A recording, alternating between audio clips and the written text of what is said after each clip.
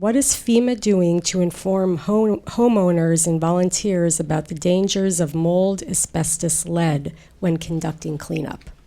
A number of things. We actually have teams that have gone out into all the affected areas that are working with us, specifically with the state and then in New York City and the cities and the counties as well, because a lot of these are specific issues that the city has to deal with to get permits for people to go back into, whether it's from public health, whether it's from the local electrical,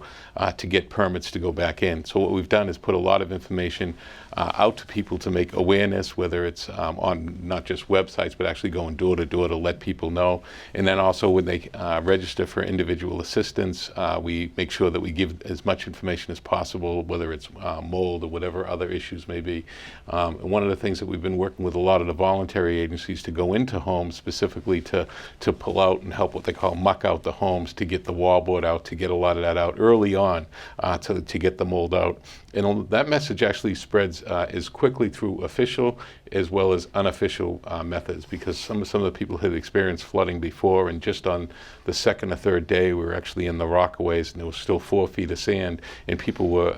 in their homes, and people were mucking out their homes because their neighbors had told them you have to get all the wallboard out and worry about mold and pull things up. So the word was spreading pretty quickly, but we continue to make sure that happens and try to get as many resources through voluntary agencies as well to help people muck out their homes. I think is one of the keys, is to continue, both through, social networks, through, websites, through many different ways. And also what we found is sometimes word of mouth works is one of the best ways.